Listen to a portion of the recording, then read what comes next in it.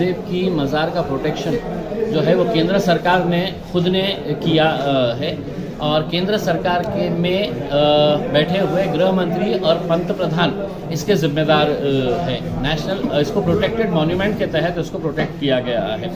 मैं देवेंद्र फडणवीस साहब से उम्मीद ये कर रहा था कि वो भाषा का अच्छा इस्तेमाल करें। केंद्र वो महाराष्ट्र के उप मुख्यमंत्री है, होम मिनिस्टर है, उनके हाथ में पूरा पुलिस डिपार्टमेंट है, साथ ही महाराष्ट्र के मुख्यमंत्री भी रहे हैं।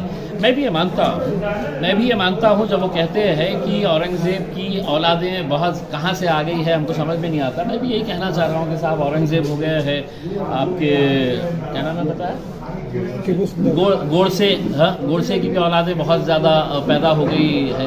तो इसके ऊपर सब देखिएगा आप कैसे पैदा हो गई है, क्या हो गई है करके उसमें।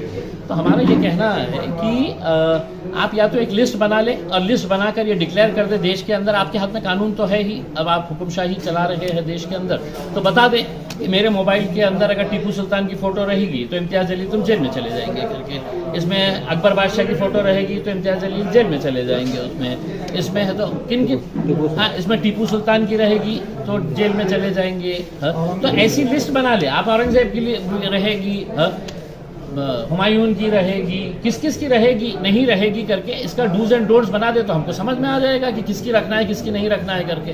हो ये रहा है कोई तो भी एक रख डाल रहा कहीं तो भी, और उसके लिए पूरा कोल्हापुर शहर बाहर निकल जाता है दंगा करने के लिए। शर्म आई है कोल्हापुर के लोगों को कि जिस शहर से तुम ताल्लुक़ रखते हैं वो छत्रपति शाहू महाराज का शहर है। गारंटी के साथ मैं बोलता हूं कि तुमको एक टक्का भी नहीं पता है कि छत्रपति शाहू महाराज का योगदान क्या रहा है। वो किन समाज के लिए काम करे, उन्होंने मानवता के लिए काम करे, उन्होंने जाति धर्म के लिए कभी भी काम नहीं किया। मुसलमानों के स्कूल बनाए थे, मुसलमानों के लिए हॉस्टल्स बनाए थे उन्होंने, वो छत्रपति शाहू महाराज के लिए है। तो तुम इस तरह के शहर में निकल के है तो दंगा करते हैं।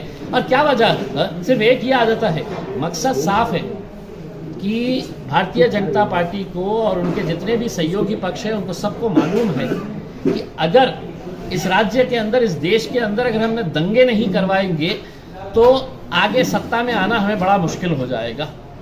पोलराइजेशन करो तो वो अचानक, मैं तो देवेंद्र फडणवीस साहब से पूछ रहा कि साहब अचानक ऐसा क्या हो गया है कि आप सत्ता में आए हैं और अचानक औरंगज़ेब के पोस्टर है तो लोग लेके बाहर निकल रहे हैं। 75 सालों से मैंने नहीं देखा हूँ।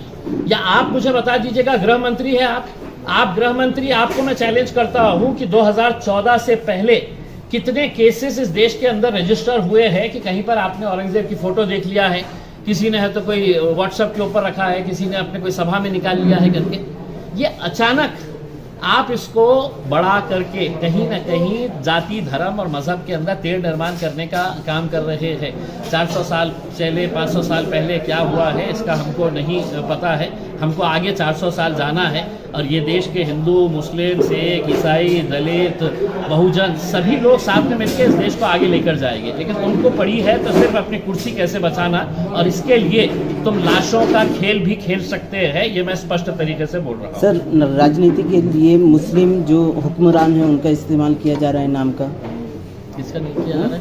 मुस्लिम जो हुक्मरान है उनका, इतिहास के जो हुक्मरान हैं जैसे टीपू सुल्तान हो गए, औरंगज़ेब हो गए, जितने भी मुस्लिम। टीपू सुल्तान की फोटो डॉक्टर बाबा साहब, ये देवेंद्र फडणवीस साहब को भी नहीं मालूम है। भारतीय जनता पार्टी के साथ दिक्कत ये है कि ये नेता तो बन जाते हैं लेकिन चूंकि दिमाग कम रहता है तो जितना उनको बोला जाता है उतना ही बोलते हैं। तो अब मेरे तरफ से ज्ञान लो जरा, भारतीय जनता पार्टी वालों, तुम लोग को संबोधित कर रहा हूँ मैं, थोड़ा सा ज्ञान लो मेरी तरफ से कि डॉक्टर बाबा साहब अम्बेडकर इस सदी के सबसे महान शख्स, उन्होंने जो ओरिजिनल संविधान बनाया है, संविधान लिखा है, उसको पार्लियामेंट की लाइब्रेरी के अंदर ऐसा ग्लास फ्रेम में रखा गया है।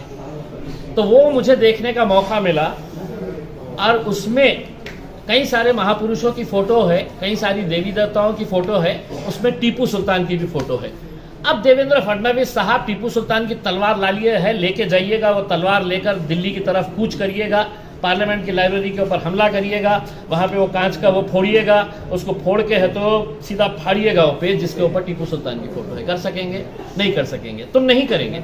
लेकिन तुम्हारा काम क्या है कि बेचारे जो सड़क के ऊपर मजदूरी कर रहा है, गरीब बच्चा है, बहुजन समाज से है, उसको भड़काओ और अपन है तो आलीशान बैठे रहो, आराम से बैठे रहो। अब तुमको मैं बोल रहा हूँ, जाओ दिल्ली के अंदर जाके अगर है हिम्मत तो फाड़ के आओ वो ओरिजिनल बाबा साहब अम्बेडकर जी ने जो संविधान लिखे है उसके अंदर का वो पन्ना जिसके अंदर टीपू सुल्तान की तस्वीर है।